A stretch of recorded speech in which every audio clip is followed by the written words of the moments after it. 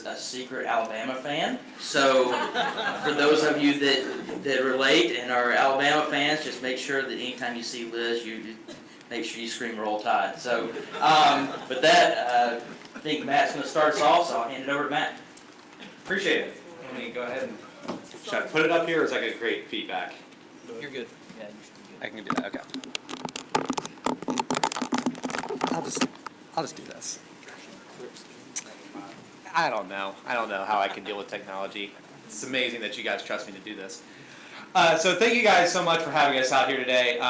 To kind of set the stage for what we're going to be talking about today is really how we got up to the Super Bowl, and not really talking about the Super Bowl in the 10 days that we led through. And if you want to hear about that, you should come to summer seminar where we're going to be talking about it. This is only planning, and for me, what makes this really easy is that I got to run out in like 20 minutes, so I don't even get to answer your questions, which is great.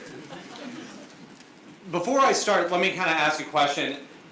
Raise your hand if you were involved in Super Bowl planning, and leave them up here for a second. Nice and, be proud, you did something big, congratulations. All right, so it's easy to think that this was just a one-year process, but in reality, it was closer to a 20-year process. And if you're looking at this, the reason that we were successful started all the way back in the early 2000s when we started doing our ATC traffic controller deployment, going with fast forward, and then starting in 2010 when RTOP really started. And even closer to that, right, as was alluded to by LIII, was the signal software, the statewide communications that went out at the same time, the ATSPM deployment that followed there shortly, and really, honestly, to give them kudos, was the Renew Atlanta program, which made the deployments that much easier.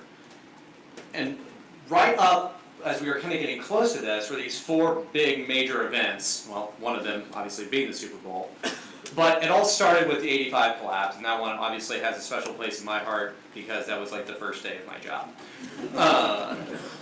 And I think, Yancey, you're here, I think it was, 3 days later was the Braves opening night when they had moved and there was no transit, which was outstanding. Next day, excuse me, my apologies.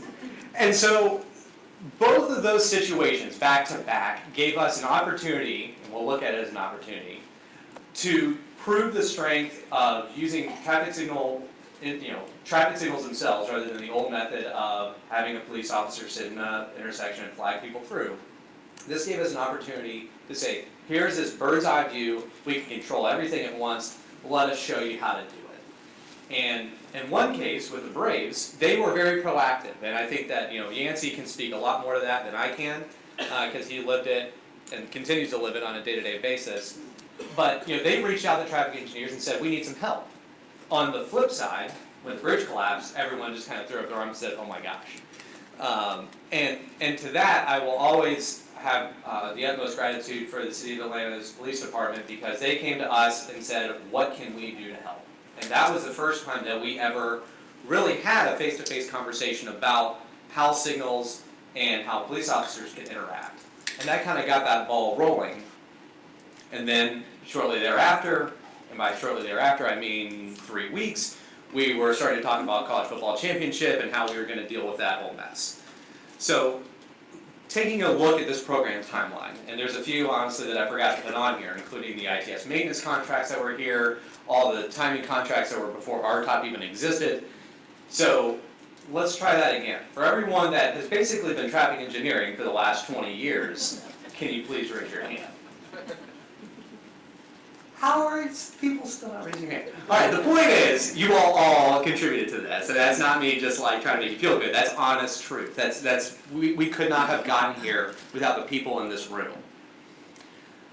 That's also to say that this is not just about traffic signals. This goes to communication enhancements. And when we did this for the college football championship, everything that was out there, for the most part, was on multimode, which is and cellular routers. And when we were going to do this, we thought we were like the smartest people in the world. Still think we are, but the problem was that every single game that we had before the college football championship was just a regular game. People enjoyed the game, they watched it like they should, they're like they're normal human beings. when the college football championship came around, everyone decided to whip out their phones and stream all the concerts and everything else. That just completely crashed the cell phone network. And so that was not going to fly for the Super Bowl, and we had to go back. And thanks to the foresight of a lot of folks, the entire, all the infrastructure, all the communications infrastructure on Northside Drive, as well as Hollowell, was ripped out and replaced with brand new single mode fiber optics. That also meant that we could go back to Verizon Wireless and say, hey, your cell phone network ain't that great, can you please bring in a cow, which is this wonderful picture on the left. It also meant that we had to figure out how we were going to, operate this as it's going on. And Liz and Sean can tell you the first day that they were trying this whole signal timing approach downtown, the only way that they could watch it was not really by watching it, was by someone calling in from the field saying, things are really bad on this street. And so the blue dots that you see here was the camera infrastructure that we had out there before the college football championship got kicked off.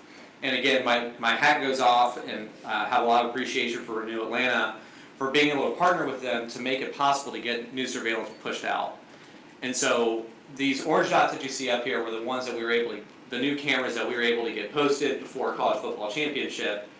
And that was incredibly successful, and that allowed us to get, I would say, about 75% of the engineers out of the field and back into the office where they could, again, get that bird's eye view of what's going on. Again, that wasn't quite enough, and so we went back, partnered with Renew Atlanta, and got that, got the picture looking more like this. And there's a lot of glad handing, a lot of pats on the back here, but I need to do that on purpose. And the fact that this is a really awesome picture, and I love it to show it because it doesn't quite show the whole picture. But that's to make this happen, that was 100 new CCTVs, and that was done. Troy, correct me if I'm wrong, in the span of less than 18 months. Yeah. Through lots of wheeling and dealing and to try to make it work. But it also meant that there's a lot of intersections that aren't covered. And for the first time in 20 years, we were able to have cooperation with APD to get their CCTV feed brought back to the TMC. And so overnight, our infrastructure went from looking something like this to basically 100% coverage in Buckhead and downtown, so that we could use their CCTVs as well. For signal operations, again, this map, looks pretty familiar to the folks that are on our top. That's Midtown, that's downtown, that's Zone 4, and that's really great. But we have our star right here. It's where the stadium is, and for those of you that are not familiar, the Super Bowl is one of, I think, 3 events in the entire country that are considered a Tier 1 event. It's this, it's the inauguration, and it's like when both chambers of Congress get together. So basically the entire area is locked down. There's like satellites all over the place. There's sharpshooters everywhere. You don't get in this area. They're very concerned about it, understandably so. But that meant that we need to be prepared for the worst, and that meant that we had to be prepared for a terrorist attack, which is not something that we, I think about in a day-to-day basis. And so with that, partnering with the City of Atlanta, partnering with the measure timing contracts and ACOMP, we were able to get all the signals online, quickly brought online, and evacuation routes, and evacuation detour timings, and to basically anticipate every type of situation and scenario that might happen.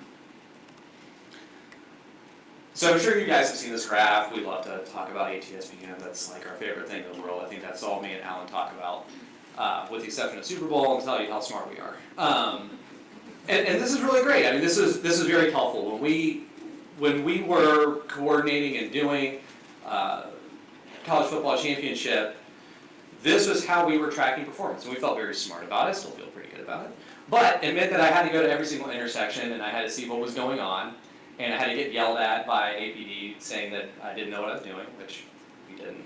That's not true, but it provides a small view, right? I'm only looking at one intersection at a time. It's a manual pull, and for those of you that have had to deal with about 3 dozen different softwares at one time, if you can reduce it by 1 and 2 and 3, it makes your life easier. Again, for those of you that have been with RTOP for a while, you knew that we had a Bluetooth infrastructure, and it was and still is, it's a great infrastructure, but the thing is, it's limited. We can only see certain routes, and And when we were going through the 85 collapse, you know, if we had a single unit that was out, it meant that we were blind in an area. And so when we were doing it this next go around, we had luckily switched over to vehicle probe data, which took our map and made it look something like this. And that's not just pretty green, yellow, absolutely love. You know, it's real data behind it, telling us what's going on, what the speed should be, what they actually are. And so when we were looking at detour timing, you know, this was how we decided, can we pull off the gas, or do we need to hit it even harder? So Joseph E. Lowry, that was our north side detour. That was where we figured out, you know, and this is how we were trying to figure out at any one point whether or not it was good enough. And, you know, trying to do our best to avoid what the common trap for us of basically saying just keep the main line open. And I won't tell you whether or not we did or did not do that. You'll have to come to our seminar. So what that basically ended up doing was giving us something that looked like this. And this was, as you kind of look at it, it's a heartbeat monitor of what's going on in the city, what's going on in any individual route at any one time. This is updated in real time on a second-by-second basis. That was allowing us to answer and field questions from the media, from our communications department, from our own engineers to say, are we doing okay? What's going on? How's the downtown area looking like? What is Northside Drive looking at? What's the top portion of Northside looking at versus the south side of Northside? And again, that was our biggest fear that came out of 85 was that we were going to be making decisions that were not based off data, they were based off someone's panic. And having lived through college football championship and having dealt with folks that are completely unfamiliar with the way that we operate because they're coming from across the nation where they're dealing with folks from Minnesota and Miami and LA, people that don't know anything about what they're doing because we're like the best at it, right? You know, this was completely foreign to those types of folks. And so it allowed us to kind of go forward, backwards, go, you know, take a snapshot at a particular time of the day, look at individual routes, and again, that was incredibly helpful for us. But a lot of that's like that obvious technology stuff, right? That's the stuff that we think about, like, of course you're going to do that, why would you not? That's how you plan for an event. That really wasn't it. I mean, there's so much more that kind of went on behind it that's kind of like the not so fun but needs to be done portion. And that includes saying, okay, well, we got to come up with a schedule because people are going to be here for 24 hours a day in the TMC. Who's going to be here? When do they get to sleep? When do they get to eat? What are we eating? Are we eating pizza? Are we eating wings? If we are, then Matt Glasser's in charge of the menu. But I'm sure people want to have, you know, a vegetable at some point. If Matt Glasser goes to sleep or Esteban goes to sleep, who's the next person to call? Like the obvious things, but the thing is, you have to have all that in advance because when something goes wrong in a situation like this, no one has patience for it. The other thing too that was going on is that for those of you that remember that, you know, contractors and consultants, you couldn't get on the roads in the city of Atlanta. If you were trying to put a lane closure, wrong. No, you can't do that. And so that meant that we had to get badges, we had to get magnets. We basically had to make sure that if you were trying to do your job at a moment's notice, that someone wasn't going to pull you out of the road. And it's kind of hard to argue with the FBI or someone else that shows up and has a gun. That also meant, too, that we had to be prepared for types of weird things that can happen in the world that might include a power outage or a communications outage. And so that meant that our ITS group was going out there making sure that all the devices that we had were actually working. And that meant that they could stay working. And so they need to have backup generators basically across the city. And could they be moved at a moment's notice? Did they have enough people to move them and turn them on? Could they get to them if there is a crash on I-20 and, you know, there's only one person floating around the city? So those are the types of things that you have to be prepared for. You know, if it's an emergency event, there's probably a lot of people trying to get out of the emergency and you're trying to go right into it. That also meant, you know, so it's staffing, it's hub generators, it's making sure that the UPS that are there are actually working. Because how many times have we had these wonderful UPS systems that always work? And you know, again, that the big part of this is coordination as well. So let's go back to college football championship. When we were kind of starting that process, that was M-top, that was D-top, that was R-top 1, that was R-top 2, and even within R-top 1 and R-top 2, there's 3 different zones that surround this, which means that if I have 36 different personalities that I gotta compete with to make everything successful. I also have to deal with APD. I have to deal with all these different folks. I have to bring them all into the table. And so part of that was this big exercise that went forward, and Liz will get into about the playbook that was developed to let everyone know what we're going to be doing. Here's our plan of action. We know what we're talking about. Again, we're smart people. We're the smartest people in the country. Very exciting. But it also meant, as we were moving forward, that we had to start consolidating. So our first step in doing this was bringing M-top and D-top into the full fold of R-top so that it was a single point of contact. And that meant, luckily for us, that we can get all those signals online. I can talk to one person and make it happen.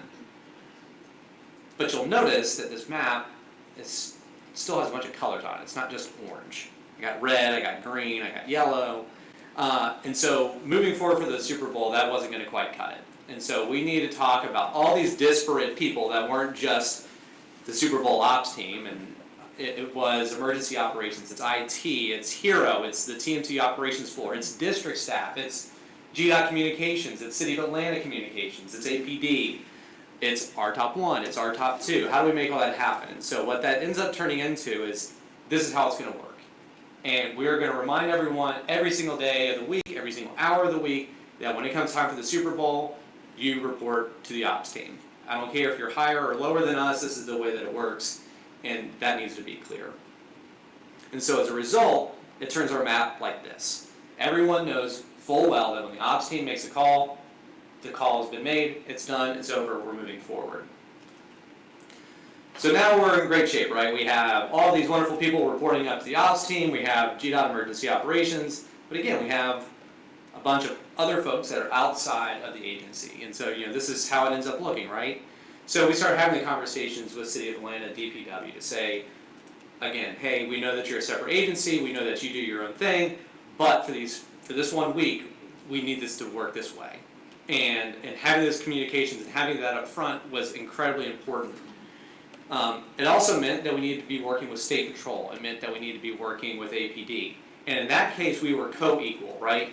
They are helping us keep the safety at the intersections, making sure that everyone's flowing through, that no one's blocking the box. The State Patrol is helping folks escort the buses around the city. And if at any point this turns into a public safety event, APD and Georgia State Patrol move above us, and we are now working with them.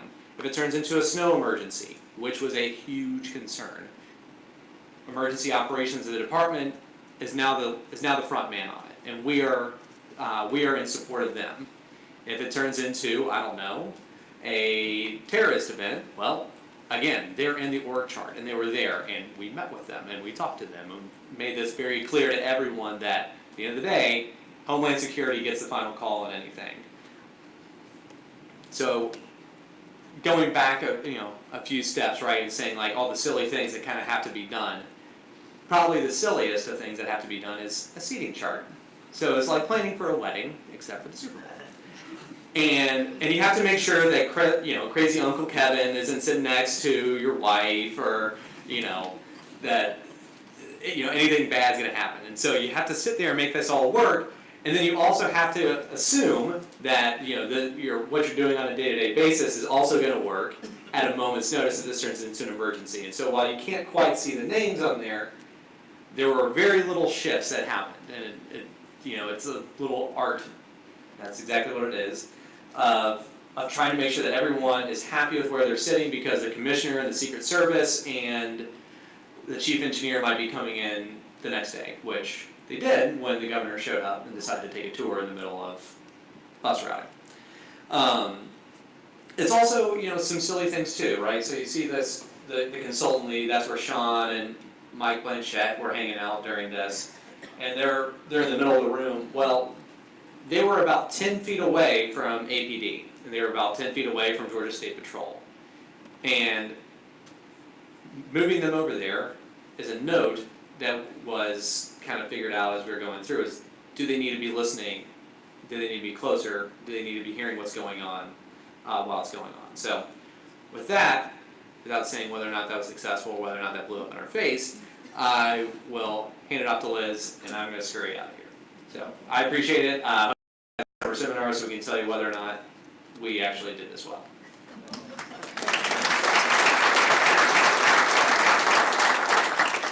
Okay. Oh, good. I need that. Okay. Before I get too far into it, I do want to make one thing clear. There was a lot that was done on the RTOP contract, but also additionally, Kimley-Horn was contracted with what is called the Atlanta Host Committee. It's basically a nonprofit agency that's in charge of planning these large-scale sporting events. So they were the college football committee, then they were the Super Bowl committee, and then the day after the Super Bowl, all their email signatures changed, and right now they're the Final Four committee. So their role is basically bringing all these agencies together and coordinating with the national committee, such as in this case the NFL. So just to kind of give everybody a background, obviously we all know what Atlanta is, so I'm going to skip through this.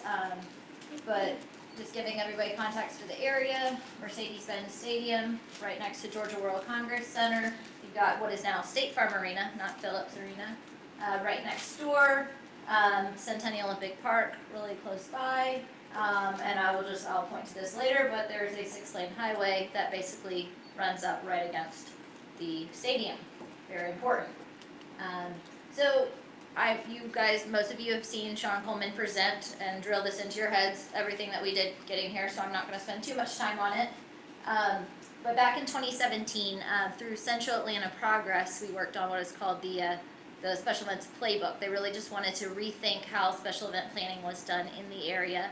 And that was really the first opportunity that the planning and RTOP came together to be what is now the active management that we see for events for what is now Mercedes-Benz. So here's just an example with some cone diagrams. It was really like, let's take a look at all the intersections and figure out, are we managing them in the most efficient way? Big picture routing maps, and really the core of that is there's so many different interstate routes getting to that core event area, but Atlantans just have a tendency to always want to gravitate to William Street, regardless of you shouldn't, but you're still going to, for both coming and leaving. And so really the big traffic plan that was created was, how can we get people to avoid William Street, knowing that many of them are still going to do it regardless. So here's just a couple pictures of items that we looked through with Special Events Playbook.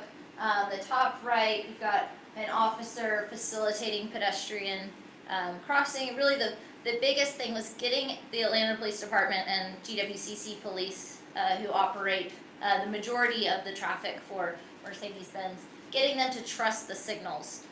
So it took a lot of back and forth partnership to get them to understand we don't have to manually manage traffic, and that the officers are more thought of as public safety and an ambassador, kind of like the customer service aspect of it, making sure pedestrians are complying, crossing at the right times, etc.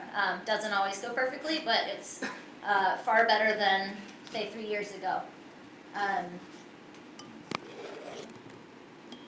Rideshare. Rideshare's been a big component for events everywhere. I kind of think back to when we were first working on what is now SunTrust Park, didn't have a name at the time. In 2013, we were thinking, how many rideshare vehicles are going to be there?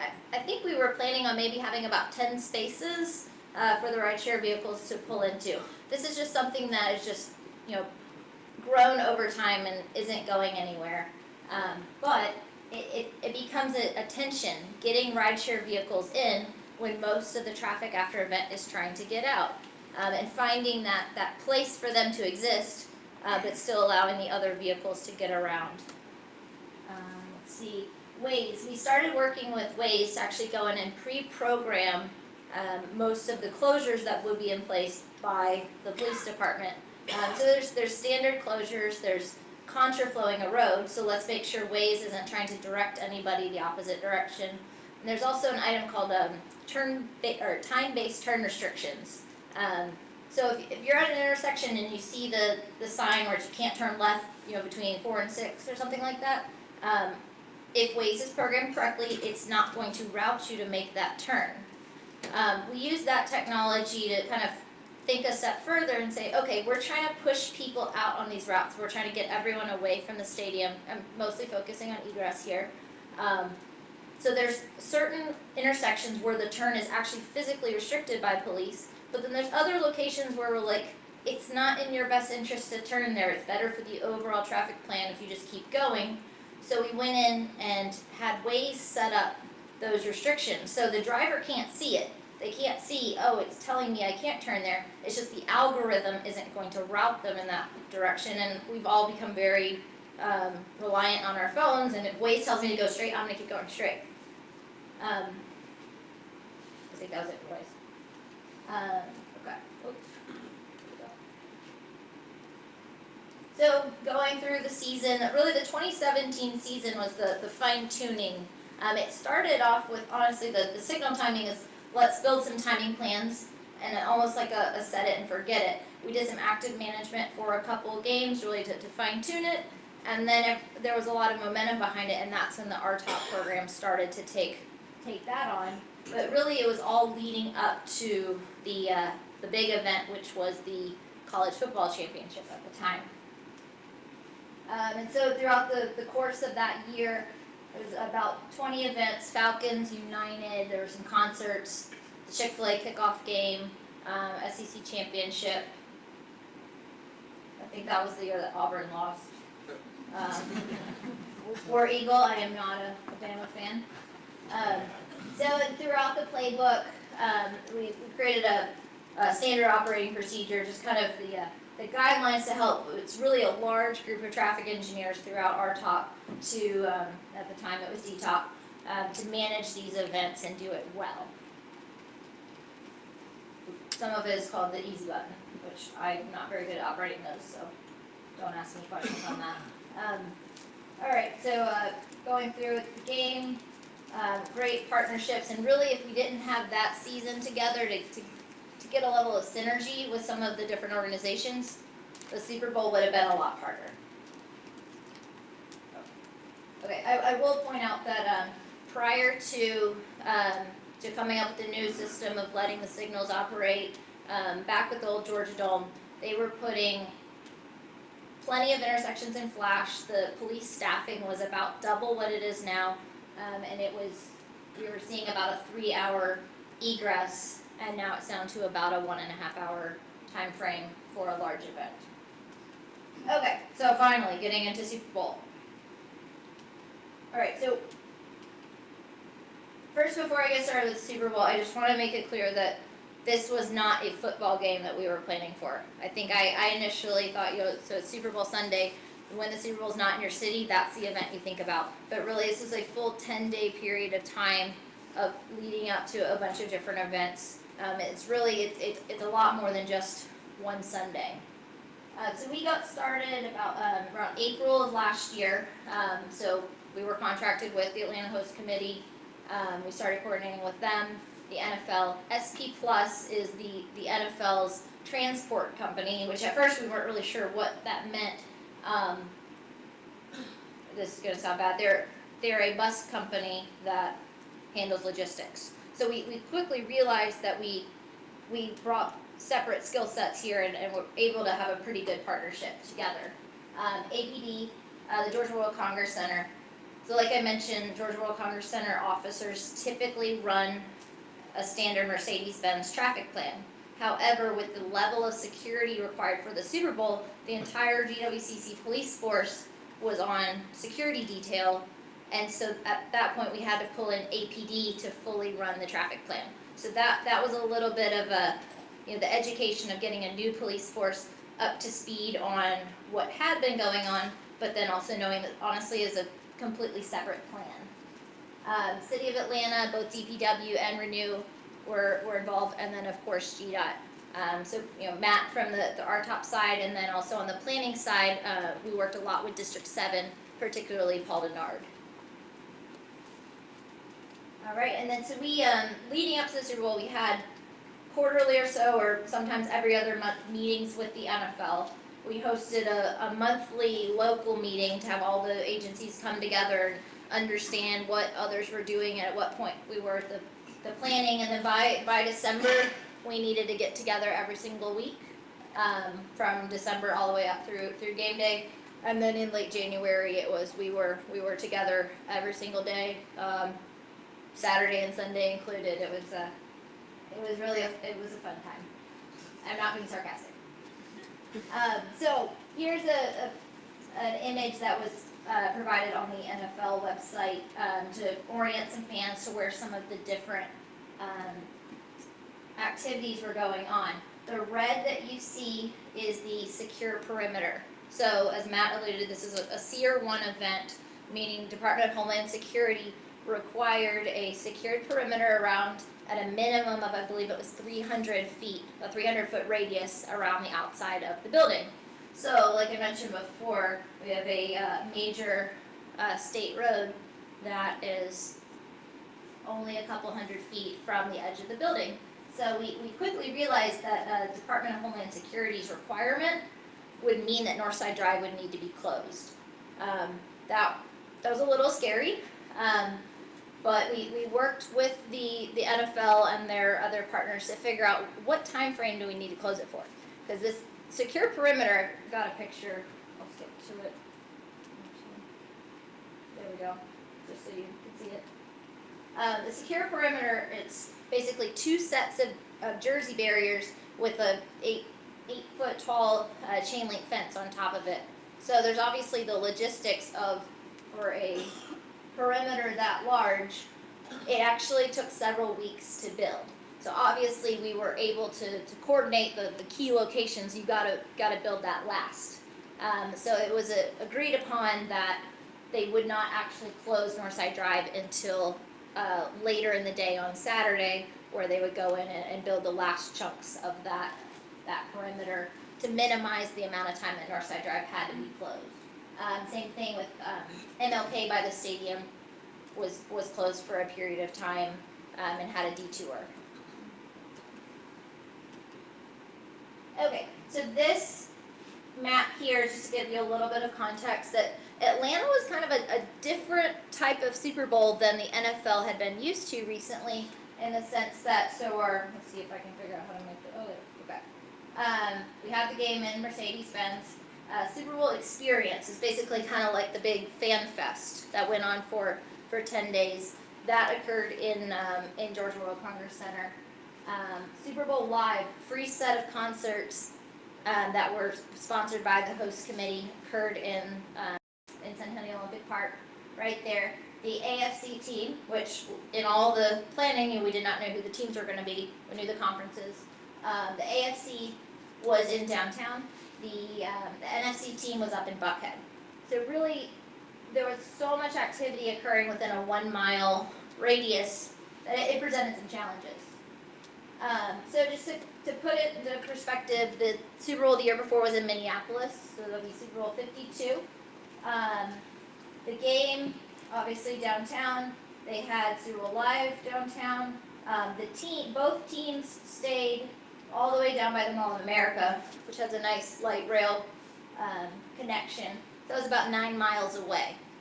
And because the teams were down here, all of their press conferences occurred down by the mall, which really minimized some of those team movements that happened throughout the week. All right, Houston was the Super Bowl before, even further apart. In downtown, you've got LIII, the concerts, Super Bowl experience. The stadium's out in the suburbs, 9 miles southwest of downtown, and then go 9 miles northwest of there, you have the AFC team, and then even further out, you have the NFC team. I've never noticed this, but I feel like the NFC keeps getting sent further away. Okay, keep going. All right, next year, Miami. And Miami, very similar to Houston in the sense that, 15 miles from downtown Miami up to Hard Rock Stadium. We do not know where all the other things are occurring, so I I don't have the insider info where the teams are staying, in case anyone wants to go stalking them. But I think it's gonna be similar to Houston, where things are certainly spread out, and this is really just to show that we had a unique situation here to plan for. So these are some of the public-facing maps that we worked with the host committee to develop for the website, and some different public outreach. So this one here is actually showing road closures that were occurring around the stadium. So this map here this is a game day map showing that the entire extent of north side between Ivan Allen down to MLK is closed. MLK and Mitchell from north side to about COP are closed. The entire, basically the plaza area of Andrew Young, and then we had some closures of Baker and Park Avenue in support of the concerts. COP was planned to be one-way southbound the entire week, 24/7. And then additionally, we had some major detour routes. Matt alluded to the Joseph Lowry detour. This detour was similar to when Northside Drive was shut down when the Georgia Dome was imploded. But because of that detour, and someone else can correct me if I'm wrong, I think it was northbound was detoured to the west and southbound was detoured through downtown. I might have gotten that backwards. But because of the amount of pedestrian activity, other event traffic going on, we quickly realized it was not going to be a good idea to be detouring Northside Drive through downtown.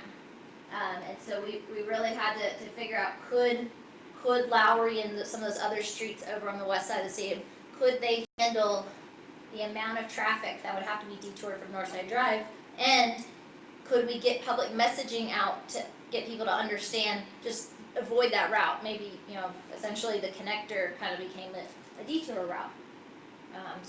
Matt will tell you at summer seminar what happened. And then we also had some internal maps, which honestly they started just so we could keep things straight, because this is Sunday ingress.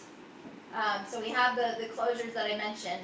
We had what were supposed to be flash closures of Baker and Portman, but about a week before the game, or maybe a month, we determined that we just needed to completely shut down those blocks for a full 3-hour period, primarily for loading of team buses and other important people. If you happen to be downtown, you've seen the level of security around the Patriots Hotel.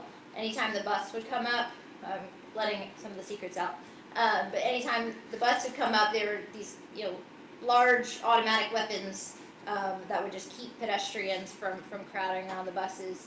So really, from a security standpoint, they just needed to shut down the roadways. So people like me wouldn't stalk Gronkowski. Oops, I hit it too. Okay. So these maps started off as so Kimley-Horn can remember what's going on, which then turned into, sharing them with our client. But then these honestly kind of became the document amongst all of the different agencies. And so week of, I was in what's called the JOC, Joint Operations Center, and that's what's showing up on the map. So everybody's like, oh yeah, this road is supposed to be closed. Okay. So the other, I would say the biggest thing that made this different than a regular game, because of that level of security, we really had to rethink the parking. So if you've been to a game, a lot of people park in the red deck. It's about 2,500 spaces. Well, the red deck was actually within the secured perimeter, as was the silver deck. The silver deck's like the VIP, the highest season ticket holders all get to park there. Both of these decks, red deck sat completely empty during the game because it was a security concern. Silver deck was used primarily by law enforcement vehicles to park, as well as some of the NFL. But anybody getting inside that perimeter had to be fully swept, including with the sniffing dogs and everything. It was pretty intense. So what this here is to show all the parking areas around Mercedes-Benz that are typically used for events, and these are all of the parking that had to be removed either. So red deck was due to security, which 50. The 600 spots in the silver deck, because of security. Home Depot backyard was also within the fence and used for some different activations. But then it's like, wait, why was the 900 not available? Why were these? The NFL they purchased the majority of the parking in the area for their own operations compound. So the majority of the CNN deck was actually CBS production trucks, Fox, I forget who broadcast the game. And then, so a lot of the marshalling yard was taken up by basically the sweeping equipment that was called VACUS, and don't ask me what that stands for because I don't remember now. But any truck, let's say an 18-wheeler is coming to deliver beer to be sold in the stadium, that truck has to go through that yard to completely get swept to make sure there's no explosives or anything that would be brought inside the secured area, and then that vehicle would then be escorted or watched to make sure nothing happened from when they left there to when they actually entered a perimeter. So that all went on up there. So because of all these activities going on, all the places that fans normally park, they didn't get to park. And so when we're doing a traffic plan for a game, basically the driver of the traffic plan is where the cars are actually where they're going. So if the cars are all going to a different place, we're planning for essentially we built a whole new stadium and we needed to plan for an entirely new venue. So we looked at a lot of different bus routing. So this was the the team bus. Yes, the teams were all escorted by Georgia State Patrol.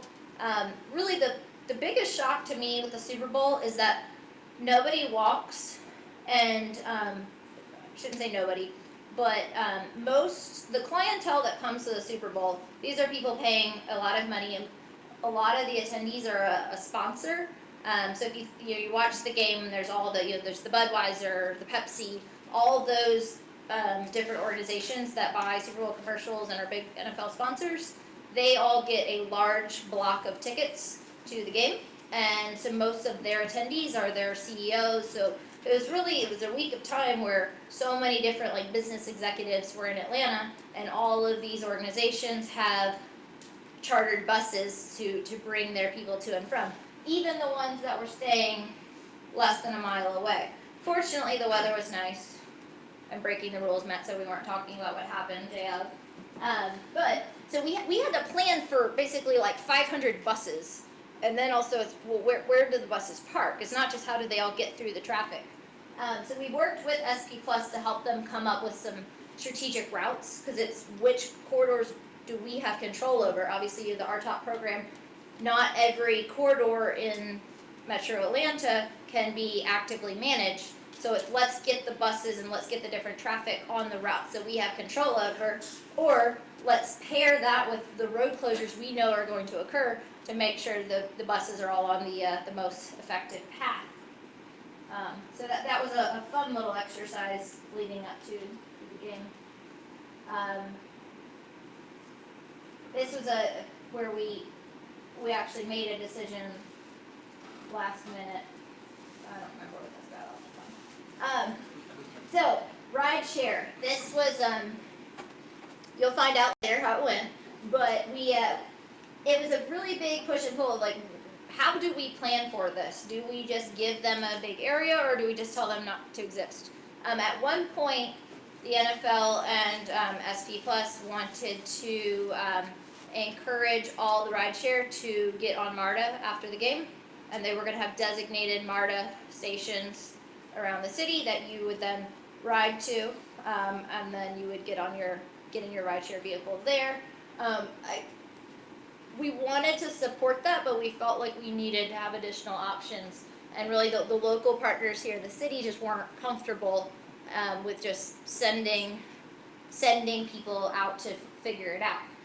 So pregame, people just get, regardless of whether or not you designate a spot, they're just going to get out of their vehicle. So rideshare ingress, typically we don't worry about it as much. We did not advertise Centennial Olympic Park as a rideshare drop-off location, knowing that kind of like Williams, everybody was just going to do it anyway.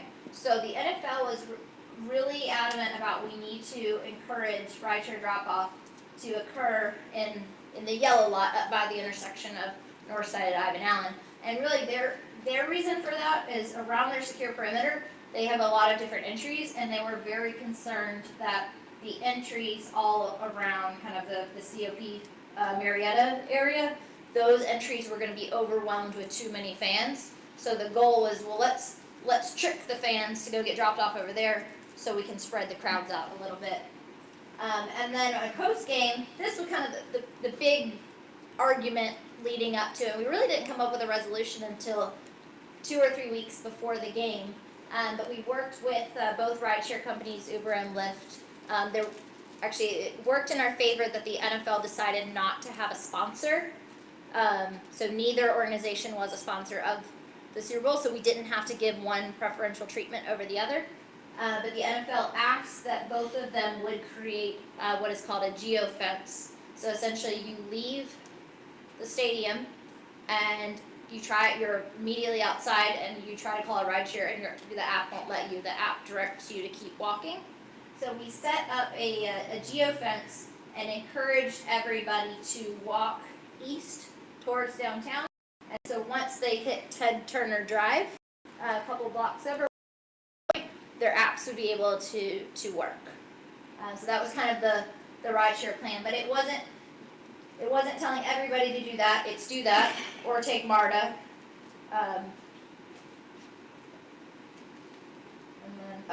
So here was our blackout zone. The blackout zone was publicized actually to go further to the west because we didn't want unfamiliar fans to be walking towards the west rather than to the east. But the actual blackout zone did not go that far because we didn't want anyone that wound up walking the wrong way to have to keep walking. So we worked with APD to help them come up with a staffing plan. They just needed some guidance on which intersections do we think from both a pedestrian standpoint but then also from a vehicular standpoint needed posts. So not the prettiest map, but we were going really quickly. And this was just a Google Earth KMZ with, it's hard to see, but there's some 1s and 2s. There's a 3 up there, 4 there, about how many officers needed to be posted at certain intersections. And it was working with them to understand what is your staffing capability, how many do you have, how many do you want to use, and then figuring out where those resources are the most effective.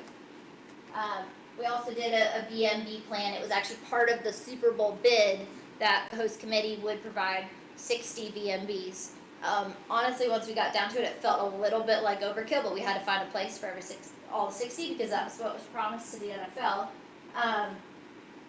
So we've got a bunch all over, got some on a detour route, also a handful of them in Midtown, and that was due to what is called the NFL Honors. It's kind of like the ESPYs for the NFL. The day before the Super Bowl is their big award show where they give out the NFL, the Man of the Year award, and that's broadcast live. I wish Matt was still here for this part, but we worked with GDOT, particularly the interstate crew, to come up with messaging for all of the DMS signs throughout the Metro Atlanta area. And really, it started with Super Bowl 53 events downtown, gave the dates that expect delays. And then as we got closer, we gave more detailed information, and we worked with them to come up with some different routing messages that we could give.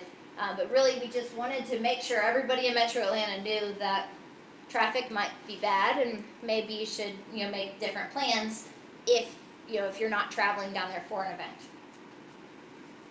Yep, default system-wide message. That message showed on every single message board unless it was changed for a more specific message. And it was, we were changing them on the fly the whole week. Congestion rerouting, so kind of here's an example. We knew that, say, 75 southbound coming into the city, once you hit the downtown connector, that always probably on. So the thought was, I guess there's no arrow. The thought was that we could encourage people, so for that path, instead of going southbound, maybe we turn them down to 85 and bring them in 20.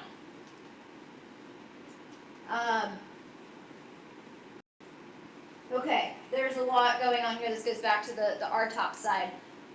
It's funny, early on the NFL asked, hey, is there like a way to just turn all the lights green? It's a little bit like, oh, wait, what? And we thought about it like, okay, with, say, police escorting, we've got, you know, a group or a team being escorted and they've got multiple routes. There's preemption capabilities in max speed and max time. So we on the planning side coordinated with the RTOP team to figure out what were those key routes. And so let's go ahead and figure out, okay, if we're trying to get the Patriots from the Hyatt and we're trying to get them to their practice at Georgia Tech, what's the best route for them to take via typical traffic congestion, but then what is also the best route for them to take via signals that we have control over, and then also then having to work with the law enforcement agencies to say, take them on this path, don't make a game time decision, no pun intended, to go a different route because you think the congestion's better. So with the preamps, we were able to, we had the capability to flush the traffic out, so if we knew an escort was going to go through, we could put a preempt in to keep that corridor kind of rest in green for a couple minutes, just to get all the congestion out of the way, and then once it's time for the escort to go through, let's keep the lights green and get them through.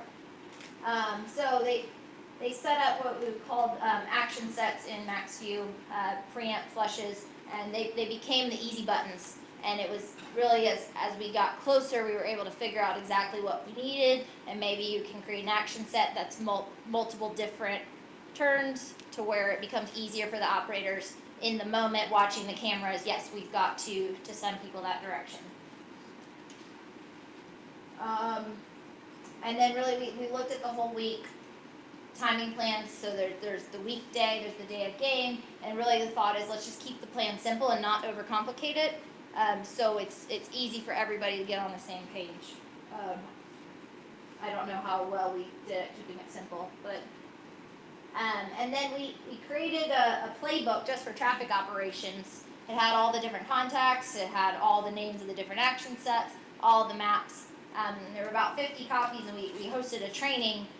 There's a lot of people that worked the event that were involved in the planning but didn't know all the weeds of it. So we had trainings just to make sure everybody understood what were these different types of events, and what we were all doing. And who to call if day of you're seeing something, and kind of figuring out that chain of command like Matt talked about earlier. And then I'm not talking about Super Bowl week, but just to give you a little bit of a idea of what we had to deal with because these were the things that we knew about during the planning. So daily event, Super Bowl experience occurred every day, I think it was actually Saturday the 25th, all the way up through Super Bowl Live had concerts about 5 of the days. Teams had to get to and from practice every day. The media had to get to and from press conferences, which occurred almost every day of the week leading up to it. The other fun fact is the two teams can never see each other the whole week. So you've got to get one out before the other one comes in for the press conference. It's kind of just an NFL rule. They cannot meet until they meet on the field for the game. So this is another little fun challenge. Monday night is Super Bowl opening night, which the NFL has turned into more of a fan event. They sell tickets. It was in State Farm Arena, and it was kind of this big, like the big media hoopla. Each other. So we had the Rams coming out, and then had to make sure we can get the Patriots in, all within a pretty tight timeline because the event was televised. And then there's also a media party at the aquarium, which is basically everybody who thinks they're somebody, and we really had to provide that best level of service because these are all the journalists that are going to be writing articles about how the Super Bowl went in Atlanta, so we need them to be happy. And then starting on Thursday, State Farm had their own set of concerts, not affiliated with the NFL, but they had some big name shows. What I don't have on here is that also then Atlantic Station started to do that, and there were a lot of unofficial Super Bowl events that popped up really metro-wide. Let's see, Friday night party. I didn't really get what it was for a while, but the commissioner invites his 1,000 closest friends to have an evening dinner gala. I heard J-Lo was in attendance. Jimmy Carter was there, so it was really very high-end clientele that were all pretty much arriving in their own black car. So how do we get 1,000 vehicles all down Northside Drive and get them there in a timely manner? And then, yeah, so just lots of unofficial events all over the place. Saturdays we had the Fox Theater event, NFL Honors, the Music Fest, all the different events, and the full closure of Northside Drive began then. And then Super Bowl Sunday, buses, plus black cars. So every single owner comes to the Super Bowl. So there's 32 owners. You've got the 2 that are playing, plus all the others. They don't ride in the same car with each other, because I guess they can't be friends. So you've got 30 billionaires riding around Atlanta wanting top service. Tons of other unofficial escorts occurred. So the NFL has their criteria of these people must be escorted. We would really like these people to be escorted. If there's additional resources, these. So like the Kardashians hired their own escort. So then we also had about 150 buses, and part of the NFL's bid is those top sponsors, the Budweisers, the Pepsis. Not only do they have charter buses, their charter buses must be escorted to the game too. So just escorts everywhere. It's a little crazy. The teams don't all travel in one group. The punters and kickers go at once. Brady has to be in his own car, all that kind of stuff. And really just keeping that all together. Teams, friends, and families. This was an item that really kind of scared us because we heard that teams that have been there before bring, their standard family, other than the Patriots, because the Patriots bring everybody they've ever met. But at one point it was like, oh, are we going to have like the Chiefs and the Rams, people like that have never been in a Super Bowl in recent memory, where every single aunt and uncle, they all want to come and all have to, be included in this overall package. So we were told that to plan from anywhere from 20 to 50 buses per conference, and then that because the Patriots and the Rams were the teams, that grew up to about 150 buses of those people.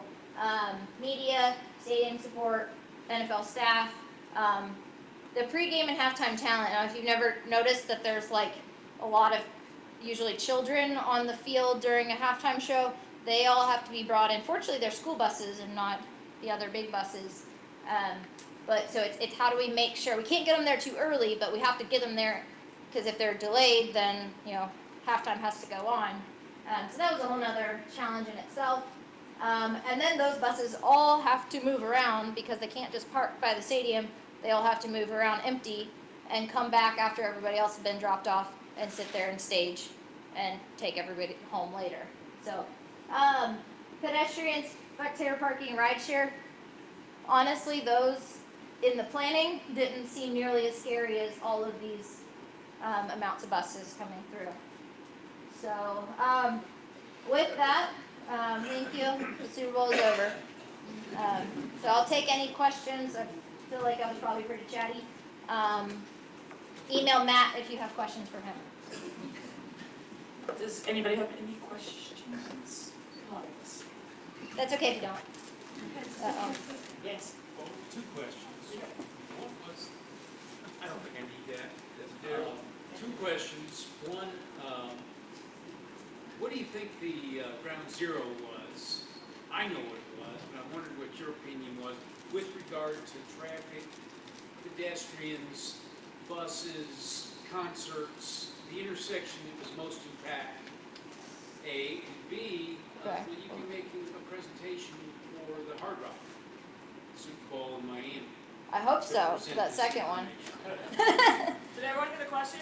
Okay, the first one, what was the ground zero? What was the critical intersection? Yeah. The critical intersection was COP at Marietta. If we lost that intersection, we had some backup plans. Actually, it's a great question. I forgot to go down this path. Because of the public safety component, we did think about where would the possible protests be. The one I was really nervous about was Williams at Ivan Allen, if protesters took over that intersection, what that would do to the interstate system. But yes, COP at Marietta, we did develop some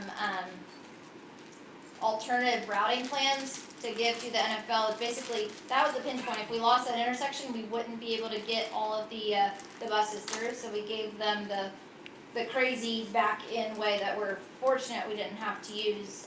But in terms of the Saturday with the concerts, we definitely underestimated the level of pedestrian activity. The weekend prior, we were told by the NFL that the weekend before would be the weekend that all the local Atlantans would come down to go to Super Bowl experience, and that with their experience, the locals come the weekend before, the visitors are there the weekend of. I think everybody probably saw in the news that Saturday everybody wanted to come downtown, and so at one point we were not able to get vehicles through that intersection on Saturday. Did that answer the question? Yeah. Okay. It sure did. Because you told me you knew the answer, so I got Yeah, nervous. and that was my answer, because Okay. at one point, we totally lost the intersection. Right. And, the pedestrians just wouldn't stop. They just kept coming. And finally, they had reinforcements, motorcycle cops, a lot more enforcement, to just, Right. create a barricade. So on that note, we got a statistic from MARTA that on Saturday, they had over 275,000 riders on MARTA just coming into that core. So basically 5 points, GWC stop, Peachtree Center, which that is about equal to an average weekday. But think about it, an average weekday, people, they're coming during the AM peak, they're leaving during the PM peak, but they're getting there and they're all headed to their office building, which houses them. This, we just have people coming off of MARTA. The park closed from capacity, so you just have people that just want to walk around to see things. And from a traffic perspective, we were able to pump in a lot of cars. MARTA brought in a lot of people, and it just got to the point that the city was full. So Matt's not here, so I told the story. Is there? Yep. Liz, this has been a great presentation and you've covered a lot of material. So my question to you is, if you had to do it all over again, what's the one lesson learned that you would apply to do it over again? That's for IT. Right. I'm helping you, trying. So I can think on it for 2 months. Well, I will say that what we just talked about with Yancy, if we could do this all over again, we would have better anticipated the amount of pedestrian traffic that would occur outside of just Super Bowl Sunday. So I'll have other answers next time. Any more questions? No? Okay. All right, well, thank you, Liz.